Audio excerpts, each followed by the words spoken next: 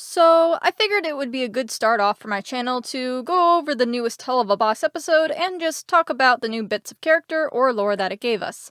I have no idea if I plan on doing this for past episodes, since I feel like I kinda missed my mark on that, but if you guys want to see it, I'll make it work. So anyway, let's go over what CHERUB revealed about Viv's Hellverse, and since I care about you guys, I would suggest going to watch the actual episode before watching this, because I don't want to bother trying to dance around spoilers. I'll leave a link to it in the description for you guys if you haven't seen it already. So the episode starts with the CHERUB theme song that was teased in the Black Lives Matter livestream, which has been playing in my head as I write the script, right after I got that Lululand song out of my head. Then the IMP meets their next client, an eccentric inventor named Loopy something or other, who just died, giving us the most recently deceased sinner in this version of HE double hockey sticks. They go upstairs to kill the guy that Loopy paid them to until, foreshadowing comes back to bite him in the tails, as the cherubs come down to try and convince Lyle to not kill himself. They say they were given a blessing from people in heaven who have been improved by his technological advances, which kind of brings up the question about how advanced Viv's human society is. I mean, it's clearly our Earth, but it kind of opens up the door to how developed the tech might be compared to real life. I mean, Serpentius died in the Victorian era, and he has this huge battle blimp in the pilot. Or this could very well just be a throwaway line and just referring to his occupation as an inventor.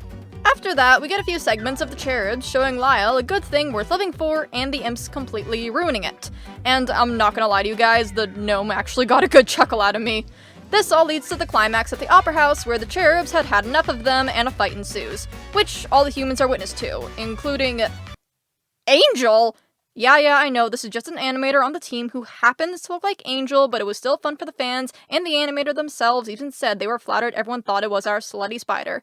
Anyway, the battle ensues, indirectly killing a bunch of animators, I mean audience members, and Lyle, going the age-old way of having a piano fall on his head.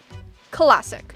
Unfortunately, this all means that the cherubs are officially banned from heaven without any chance to redeem or explain themselves. Now, this last plot point actually led a lot of fans to rush to the conclusion that Charlie's plan is doomed to fail, that everyone was right and you can't redeem a sinner, so what's the point? And yeah, I had that thought too. I mean, how can you not? If heaven's rules are so strict as to not even let their own back into the pearly gates after one misdeed, what chance do sinners like Angel have? Well, I thought about it, and this line from Blitz actually came to mind.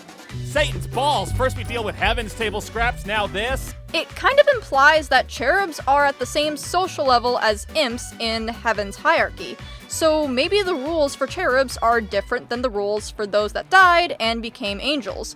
Or maybe the whole point of the redemption program will be to try and change this rule.